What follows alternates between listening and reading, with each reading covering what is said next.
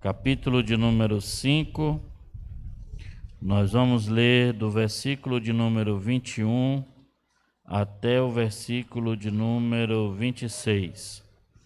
Evangelho segundo escreveu Mateus, capítulo de número 5, versículo de número 21 até o versículo de número 26. Glória a Deus. Diz assim o texto da palavra do Senhor. Ouvistes que foi dito aos antigos: não matarás. Quem matar estará sujeito a julgamento. Eu, porém, vos digo que todo aquele que sem motivo se irá contra seu irmão estará sujeito a julgamento.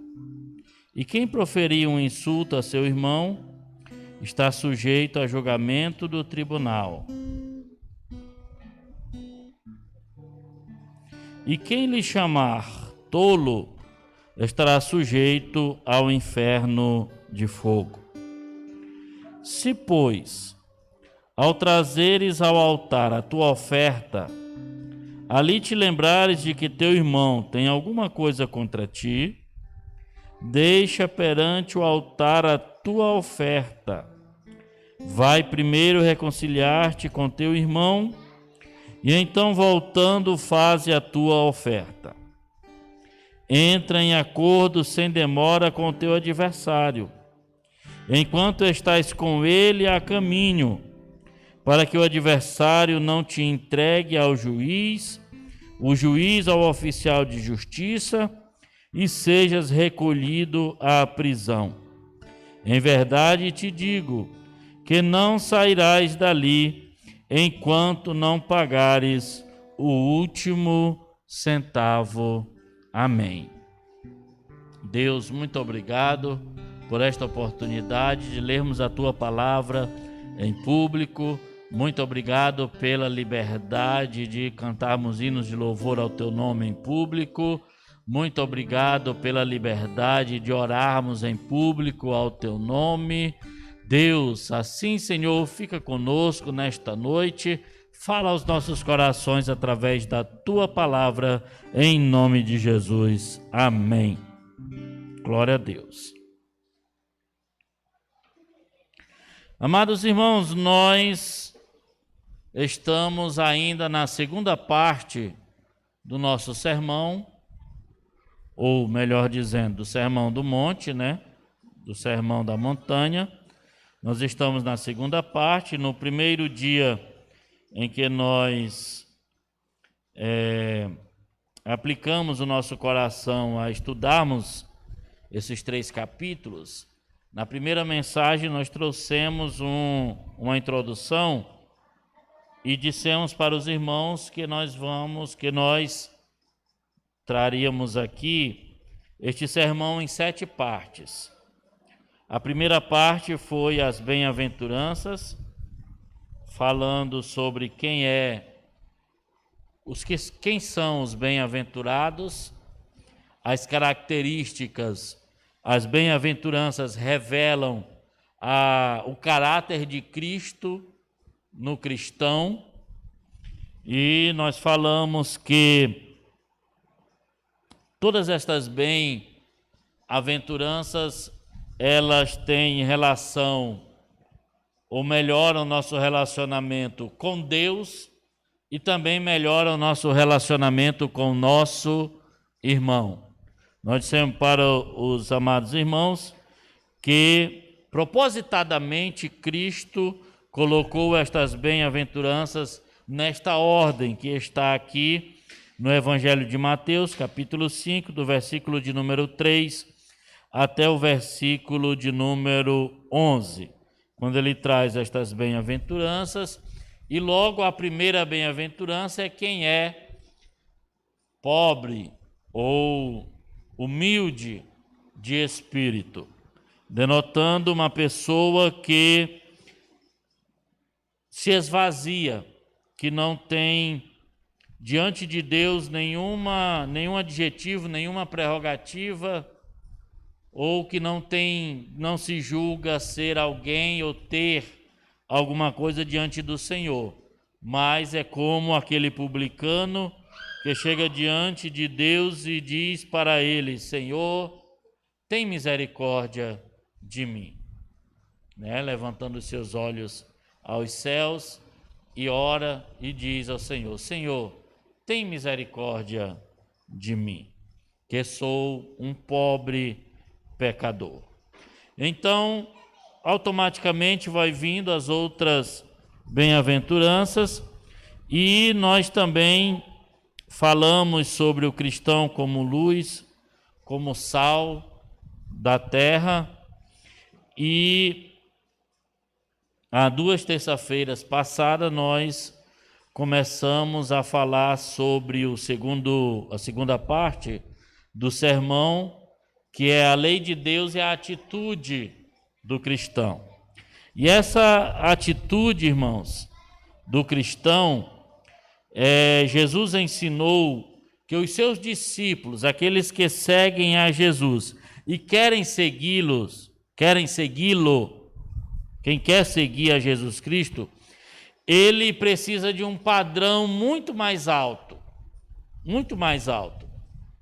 um padrão bem elevado daqueles que querem servir a Jesus Cristo.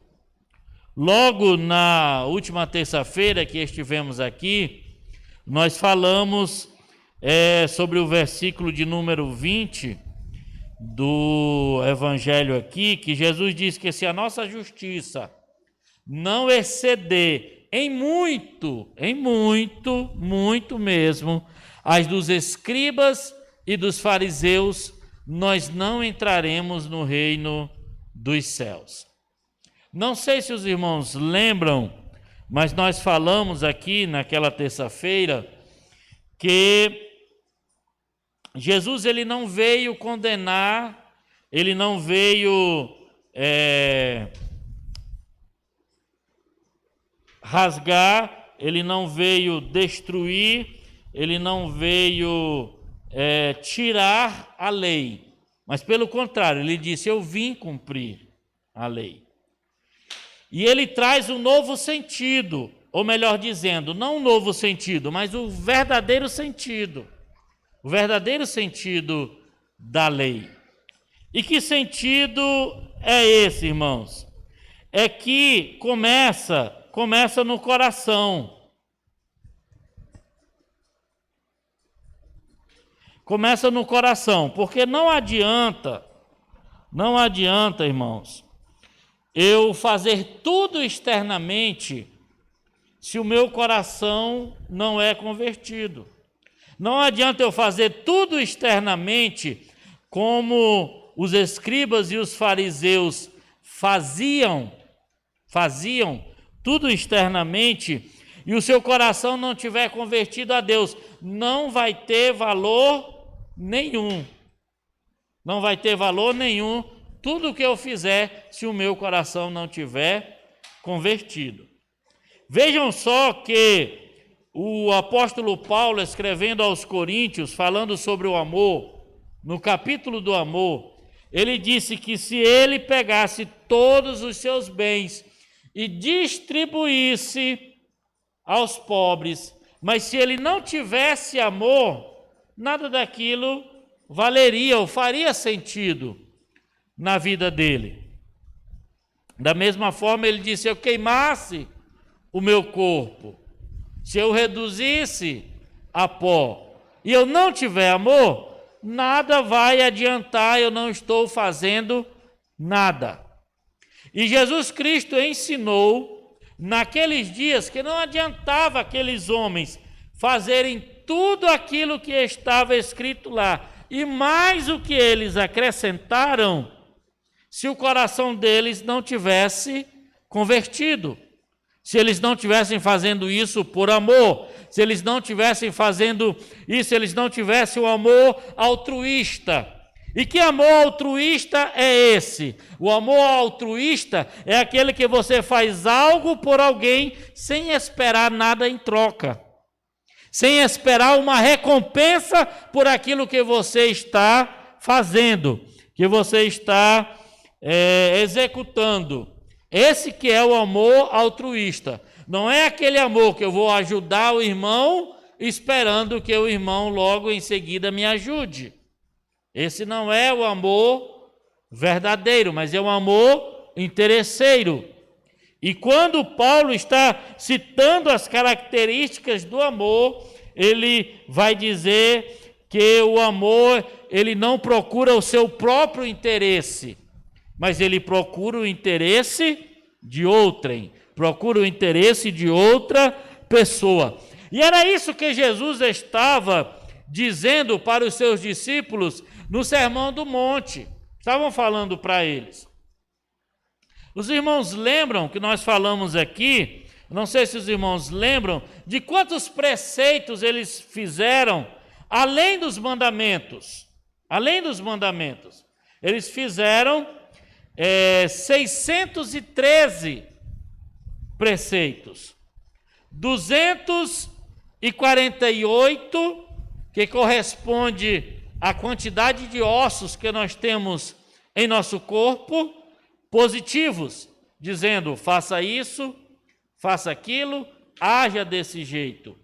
E 365 negativos, como que diziam, não faça isso, não faça aquilo, não haja desse jeito. Então formavam 613, os negativos eram um para cada dia do ano, e os positivos, que é o faça, haja, eram 248, que correspondiam ao corpo humano, os 248 ossos que nós temos em nosso corpo. Então Jesus estava, irmãos, enfatizando para eles que eles precisavam fazer por amor, que eles precisavam encontrar o verdadeiro sentido da lei. Jesus, ao censurá-los uma certa vez, ele disse, olha, vocês dão o dízimo do coentro, vocês dão o dízimo, e foi dizendo, da menor semente que tinha, vocês dão o dízimo. Aí ele disse, vocês deveriam fazer estas coisas, mas não esquecer as outras, que é misericórdia, que é justiça, que é amor. Eles tinham que fazer tudo isso, mas não desprezar as outras coisas. Vamos ver como exemplo. Jesus, num sábado, uma mulher com a mão mirrada, e Jesus, uma pessoa com a mão mirrada, e Jesus cura aquela pessoa. E de repente eles começam a arrazoar, começam a criticar, começam a falar de Jesus, falar contra Jesus, porque ele curara no sábado. E Jesus chama eles e diz, vem cá, deixa eu fazer uma pergunta para vocês. Se o boi de vocês tivesse, num sábado, caído numa vala, vocês iam deixar ele lá até o outro dia para vocês resgatar? Ou vocês iam resgatar ele? E eles ficaram calados. Porque é o que eles iam fazer. Se isso tivesse acontecido, evangelista Francinaldo, com eles, o exemplo que Jesus deu, eles iam largar tudo e iam tirar o boi, não iam deixar o boi morrer. Quer dizer, eles tinham misericórdia de um animal, eles tinham misericórdia de um boi, mas não podia ter misericórdia de uma pessoa que estava precisando de uma cura. Então, eles olhavam, eles observavam, e observavam muito bem a lei, eles cumpriam aqueles aqueles preceitos que é considerado como tradição dos anciãos, é chamado como tradição dos anciãos no tempo de Jesus, mas eles não tinham misericórdia de ninguém. Eles não tinham misericórdia do ser humano, ao ponto que Jesus disse: olha, vocês colocam fardos pesados nos ombros dos homens, mas vocês não querem ajudar nem com o dedo mínimo. Vocês não querem, vocês só colocam sobre os ombros dos outros, mas vocês não fazem, vocês não cumprem o que está na lei. Então Jesus Cristo não veio, irmãos, abolir, mas pelo contrário, ele veio cumprir a lei. Aí nós vemos aqui no versículo de número 21, depois que ele fala das bem-aventuranças, depois que ele fala do cristão como sal e como luz do mundo, e depois que ele esclarece para eles que ele não veio destruir a lei, ele não veio abrogar, abolir a lei, mas que ele veio cumprir, porque eles estavam arrazoando no coração deles. E eles consideravam, irmãos, a lei, todos aqueles preceitos que eles fizeram. E nós vimos na última terça-feira, que nós falamos, que, por exemplo, eles chegaram para Jesus e disseram: teus discípulos não lavam as mãos antes de comer? Por que teus discípulos não lavam? Era um dos preceitos que eles colocaram. Era uma das tradições que eles colocaram ali. E Jesus pergunta: por que vocês invalidam a palavra de Deus com esses preceitos? Aí Jesus vai dar uma outra lição para eles naquele momento, dizendo o que é que contamina o homem, que não é o que entra pela sua boca, mas é o que sai que contamina o homem. Jesus não estava ali naquele momento, irmão, dizendo assim: agora vocês vão participar da refeição e não precisa lavar as mãos. Não era isso. Ele estava se referindo que eles se preocupavam com essas coisas, com esses pequenos detalhes, e esqueciam o que estava por trás da lei, que é a misericórdia, que é o amor, que é o perdão, e assim sucessivamente. Ouvistes que foi dito aos antigos: não matarás. Ele está se referindo aqui ao 6º mandamento: não matarás. E quem matar estará sujeito a julgamento. Quando nós vamos olhar, irmãos,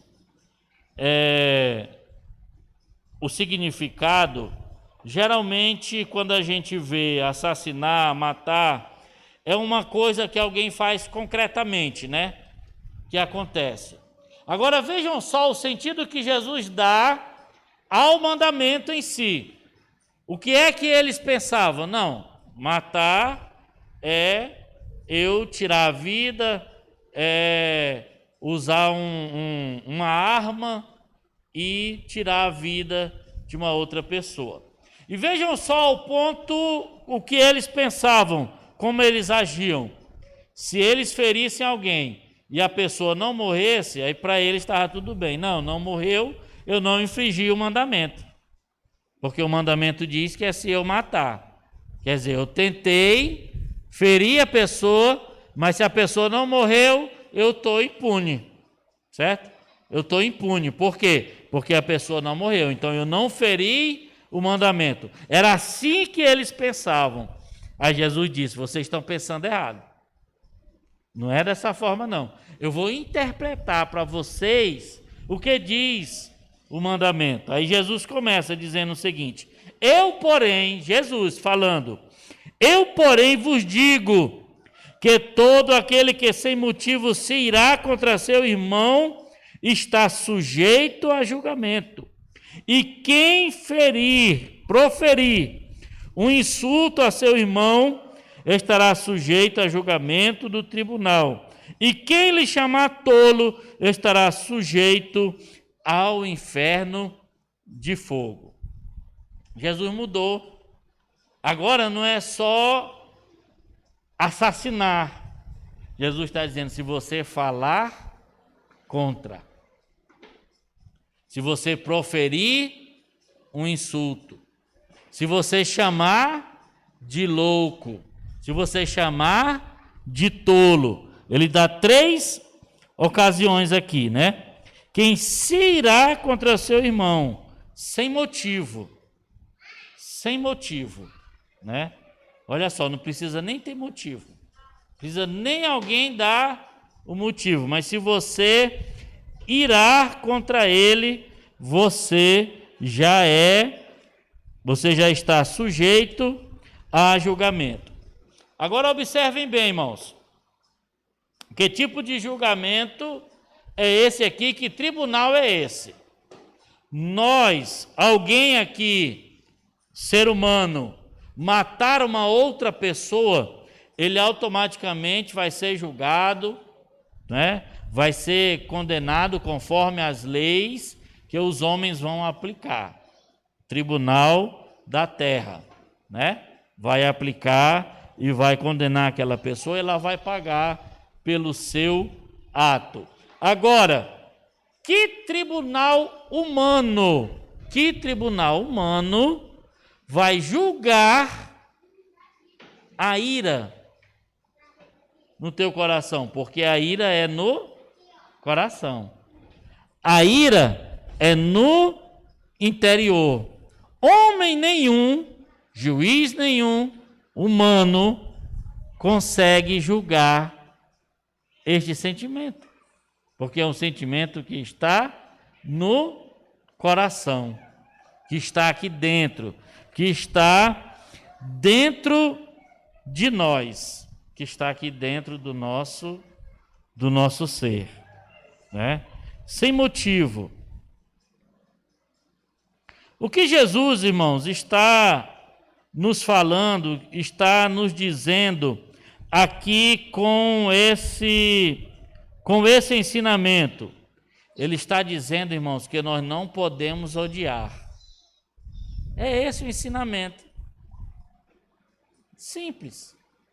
Ele está dizendo, olha, você não pode odiar. Ele está dizendo, aquele que se irá sem motivo contra o seu irmão está sujeito ao julgamento, ao tribunal, né?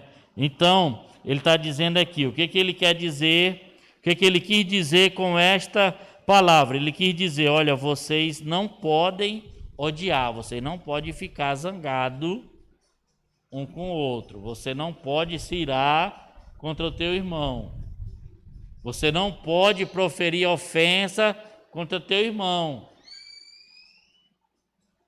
você não pode falar contra o teu irmão, tu não pode chamar ele de louco.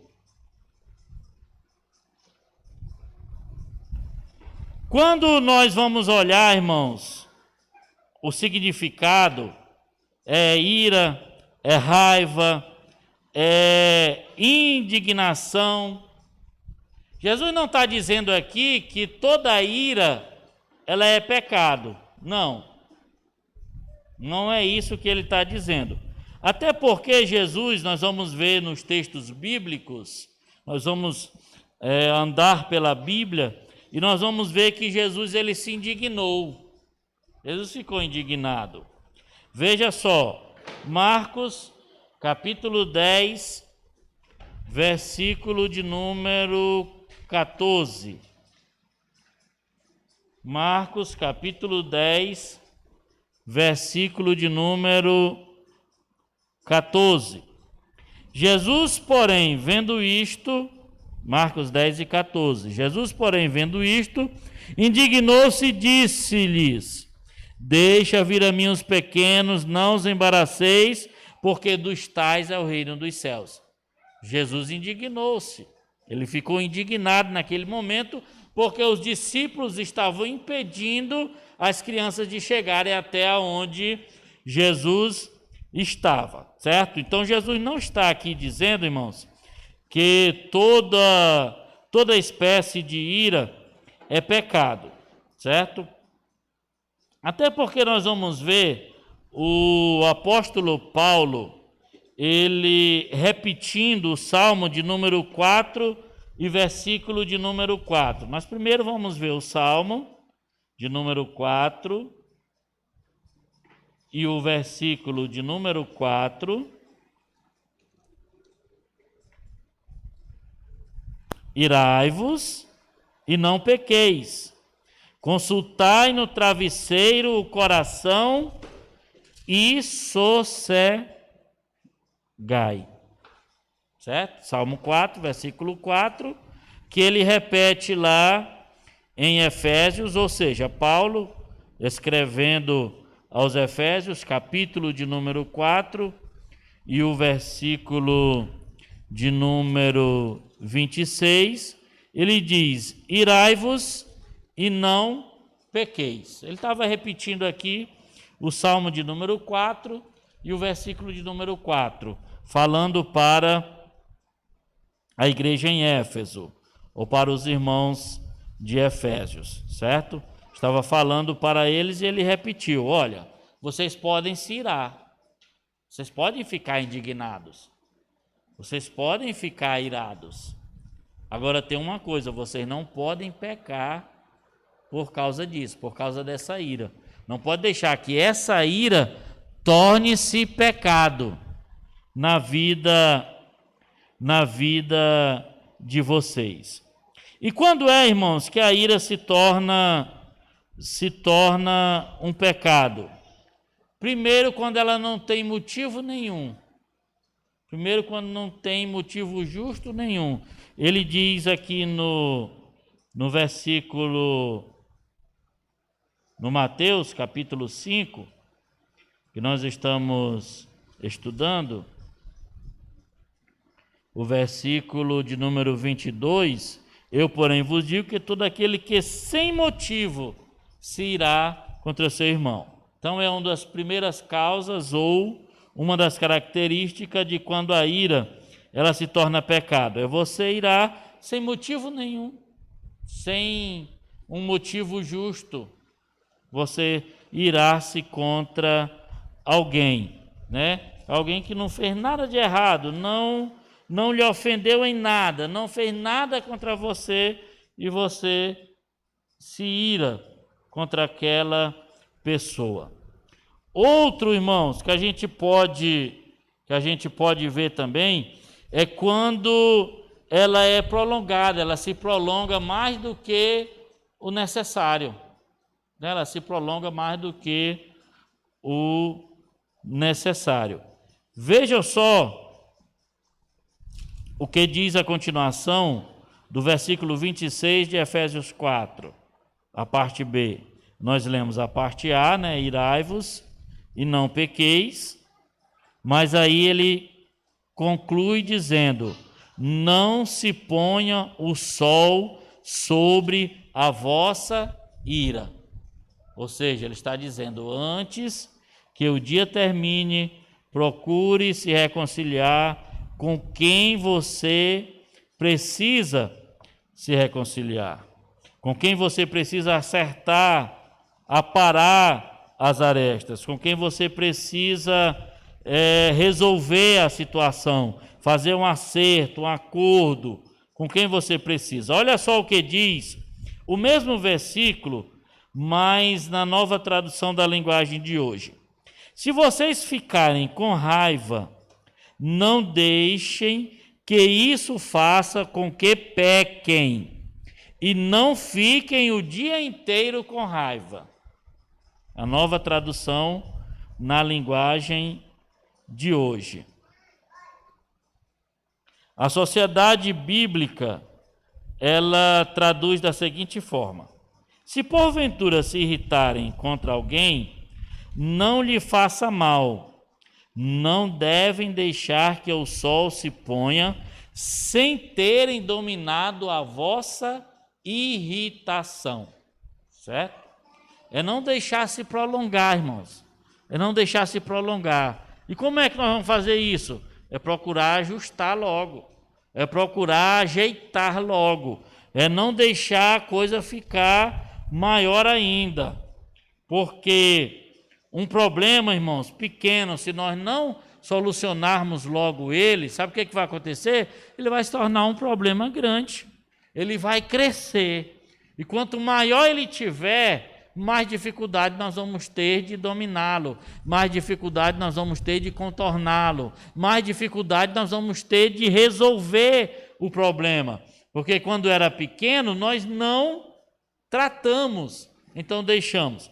É isso que Jesus está dizendo através da sua palavra, através do apóstolo Paulo. Olha, vocês podem se irar, agora vocês não podem pecar, certo? E como é que a ira se torna em pecado? Primeiro, quando é sem motivo justo nenhum. E segundo, quando se prolonga demais, aí ela vai se tornando a ira em pecado, né? Ela vai se tornando a ira em pecado. E depois também é quando ela se torna destrutiva, né? Aquela ira que você vai revidar, você vai enfrentar o teu irmão, você vai, entendeu? Por causa daquela ira, porque você não tratou o problema quando necessário. Vejam só. Vamos ler aqui alguns textos da palavra de Deus para nós continuarmos aqui a nossa meditação. Nós vamos ler 1 João, capítulo de número 2 e o versículo de número 9. 1 João, capítulo de número 2 e o versículo de número 9. Aquele que diz estar na luz e odeia seu irmão, até agora ele está nas trevas. Aquele que diz estar na luz e odeia seu irmão, até agora ele está nas trevas. Versículo de número 11. 1 João, capítulo 2, mesmo capítulo, só que agora o versículo de número 11. Aquele, porém, que odeia seu irmão está nas trevas e anda nas trevas e não sabe para onde vai, porque as trevas lhe cegaram os olhos. Veja ainda 1 João, capítulo de número 3, versículo de número 15. Vejam só que eles vão completando, estes versículos vão completando o ensinamento de Jesus. Vejam só o versículo de número 15 do capítulo 3 de 1 João. Todo aquele que odeia a seu irmão é assassino. Ora, vós sabeis que todo assassino não tem a vida eterna permanente em si. Por isso que Jesus, ao tratar do sexto mandamento, não matarás, ele vai falar da ira, ele vai falar da ofensa, entendeu? Porque olha só o que o apóstolo falou: todo aquele que odeia seu irmão é assassino. Ele vai dar mais sentido, mais ênfase ainda ao sexto mandamento de não matarás. É assassino. E vós sabeis que todo assassino não tem a vida eterna permanente em si. Não tem a vida eterna permanente em si. Outra coisa que Jesus queria nos ensinar aqui, irmãos. Outra coisa. Primeiro é que nós não podemos odiar, né? Segundo ensinamento que ele nos traz aqui com este texto é que nós não podemos ofender. Nós não podemos ofender, certo? Olha só olha só o que diz o texto. Que nós estamos lendo Mateus, capítulo 5, versículo 22, já a parte B, né? Porém vos digo que todo aquele que sem motivo se irá contra seu irmão está sujeito a julgamento, e quem proferir um insulto a seu irmão está sujeito a julgamento do tribunal. Primeiro, nós não podemos nos irar, odiar, certo? Nós não podemos odiar. E nós vimos aqui os textos: quem odeia o seu irmão é assassino, e todo assassino não tem vida eterna permanente em si. Nenhum assassino vai entrar no reino de Deus. Então ele está dizendo: vocês não podem odiar. Vocês não podem odiar seu irmão. Depois ele vai dizer: vocês não podem insultar. Se proferir um insulto a seu irmão, estará sujeito a julgamento no tribunal. No tribunal. Você não pode ofender. Tem gente, irmão, que acha que pode falar o que quiser. Acha que pode falar o que vem na mente. O que vem na boca. Não, eu não tenho língua, minha língua não foi queimada com papa quando eu era criança, não. Bateu, levou. Se me insultar, eu insulto de volta. E assim vai. Mas Jesus está dando o ensino aqui: você não pode insultar ninguém.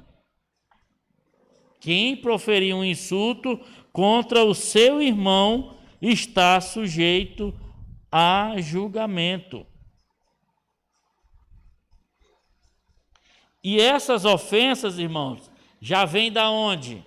Já vêm da ira, do ódio que você alimentou no coração, que você alimentou no seu homem interior, que você alimentou, e agora você vai proferir insultos. Por quê? Por causa da ira que está no teu coração, por causa do ódio que você cultivou, que você não cuidou em tratar logo, e agora já está vindo as consequências. Agora você já vai insultar o irmão. Você não se contenta mais só em odiar. Você não se contenta mais só em olhar para ele e ranger os dentes. Entendeu? Você agora já vai insultar. Você agora já vai falar palavras ofensivas contra o seu irmão. Por quê? Porque não tratou logo de ajustar aqui as coisas antes que chegassem a esse ponto, né? Antes que chegasse a esse ponto. E aí fere o irmão, fere. E muitas vezes quando nós lemos, ouvimos sobre não matarás, a gente pensa que é só concretizar as coisas daquele jeito, né? É só ir lá e tirar a vida física do irmão. Mas tem muita forma, muito jeito da gente matar o nosso irmão. Depois, irmãos, ele está dizendo para nós não odiarmos, ele está dizendo para nós não insultarmos, né? Você não pode estar insultando o seu irmão. E agora Jesus está nos dizendo no versículo 23 e no versículo de número... A partir do versículo de número 23, ele está nos dizendo, irmãos, para nós procurarmos a paz. Para nós procurarmos a paz. para nós procurarmos a reconciliação, nós nos reconciliarmos logo, certo? Primeiro, ele vai dizer para nós não odiarmos, tá? Não odeie. Depois ele vai dizer para nós não insultarmos. Não insulte, certo? E agora ele vai dizer para nós procurarmos a paz, vivermos em paz, vivermos em harmonia, vivermos reconciliados uns com os outros. Ele vai dizer, irmãos, aqui que é tão sério esse momento, que é tão sério essa advertência de Jesus, que ele vai dizer para nós deixarmos a nossa oferta no altar. Olha, quando tu chegar para oferecer, para entregar a tua oferta, e tu te lembrar que o teu irmão tem alguma coisa contra ti, deixa perante o altar a tua oferta, vai primeiro reconciliar-te com teu irmão, e então, voltando, faze a tua oferta. Se nós tivermos, irmãos, entregados, odiando, irados contra o nosso irmão, o nosso próximo, o nosso semelhante, Deus não vai receber a nossa oferta. Deus não vai receber a nossa dádiva. Olha só o que aconteceu, irmãos, com Caim e com Abel. Como estava o coração de Caim, como estava o seu sentimento, por que ele estava trazendo. Eu sempre falo para os irmãos que nós temos que ter cuidado de como nós vamos nos apresentar e nos apresentar diante do Senhor. E o que nós estamos fazendo? Por quê, irmãos? Porque muitas vezes não. O que acontece? Deus ele recebe primeiro o ofertante. Ele recebe primeiro o adorador, para depois ele receber a oferta, para depois ele receber a adoração. Deus conhecia o coração de Caim, como ele estava lá. Mas aí você pode estar pensando e dizendo, mas ele foi adorar o Senhor, ele foi entregar uma oferta a ele. Ele foi entregar uma oferta para ele, mas qual era a atitude do coração dele? Então, muitas vezes nós fazemos as coisas certas, mas pela motivação errada. E se nós fizermos pela motivação errada, nós estamos errados. Ah, mas eu estou ofertando, mas está com ódio do irmão, mas está zangado com o irmão, mas olha para o irmão e diz, eu não suporto fulano de tal, e aí quer adorar o Senhor. Deus não recebeu a oferta de Caim.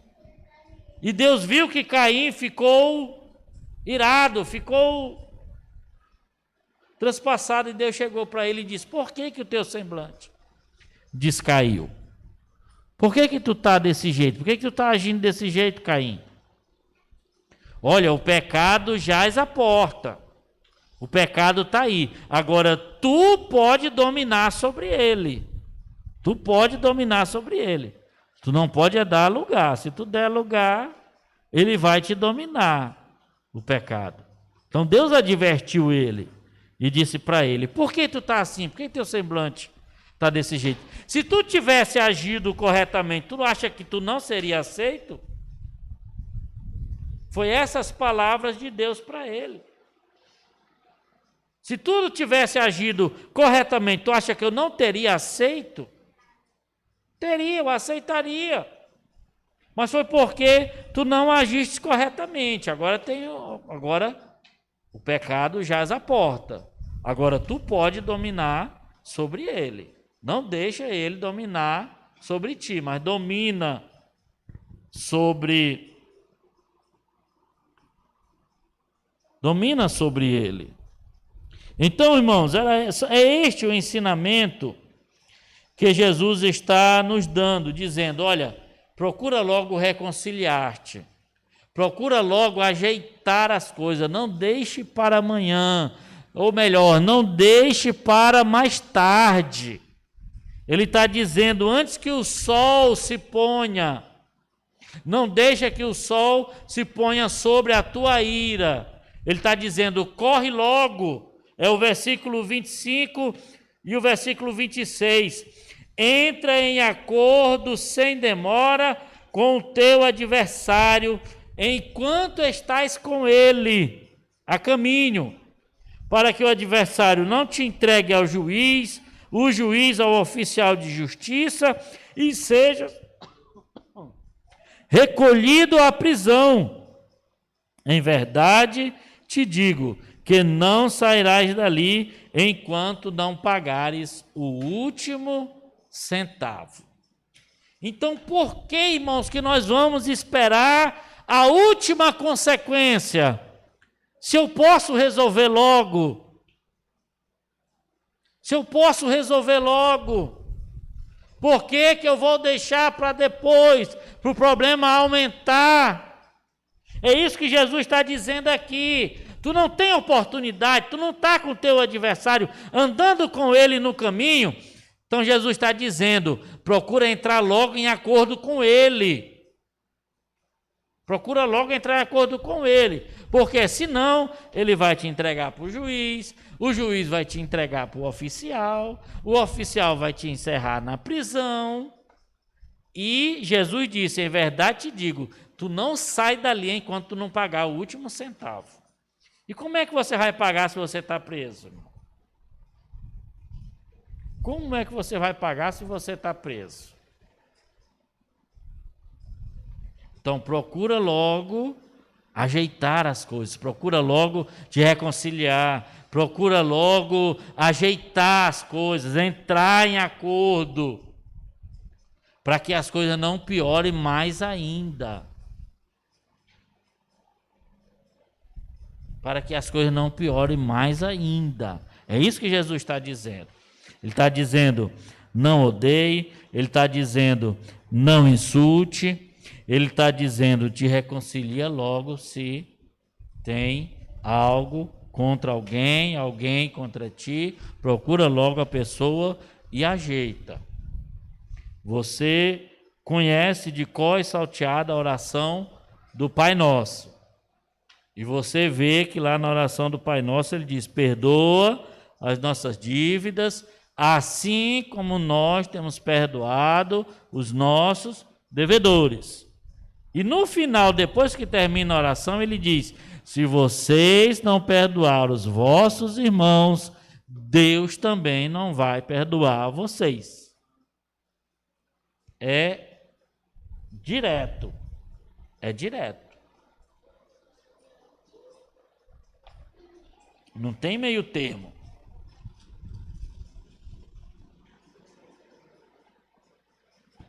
Não tem meio termo, irmãos. Amém?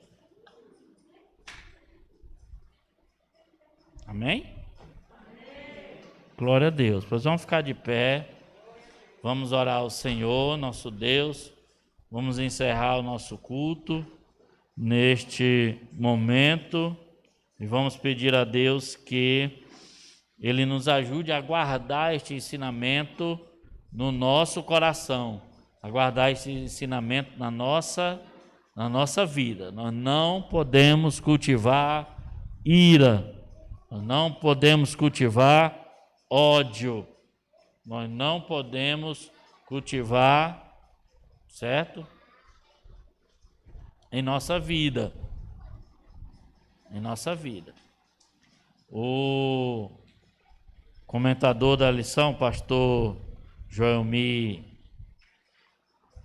Betting, ele diz que às vezes a pessoa está com raiva do outro, está com ódio, e ele acha que ele não perdoando aquela pessoa que vai se dar mal. Mas quem se dá mal é você que está com a mágoa, se não perdoar. É como se você tomasse um veneno esperando que o outro vá morrer. Quem vai morrer é você. É você que está com ódio, é você que está com a mágoa, é você que está... Entendeu? Não é o outro não, é você mesmo. Tá? Que Deus em Cristo nos abençoe e guarde esta palavra no seu coração. Nós vamos convidar aqui à frente o Gabriel, vamos orar por ele, né? Está completando mais uma primavera. E se os irmãos quiserem, depois do culto, comer um bolo com o Gabriel, é só convidar que ele vai, né, Gabriel? Convida que ele vai comer esse bolo com vocês, viu? A igreja está contente e feliz pelo aniversário do nosso irmão Gabriel. Se é verdade, diga amém. Amém. Glória a Deus. Nós vamos orar por ele, pedindo as bênçãos de Deus sobre a vida dele. Mais alguém? Não, né? Só o Gabriel? Esta semana? Até agora? Só, né? Não vai pagar o bolo sozinho, Gabriel. Tem ninguém para dividir contigo. Nós vamos pedir ao evangelista Francinaldo, faça essa oração nos despedindo, abençoando a vida do Gabriel e impetrando as bênçãos apostólicas sobre a nossa vida. Glória a Deus, vamos orar nesta noite.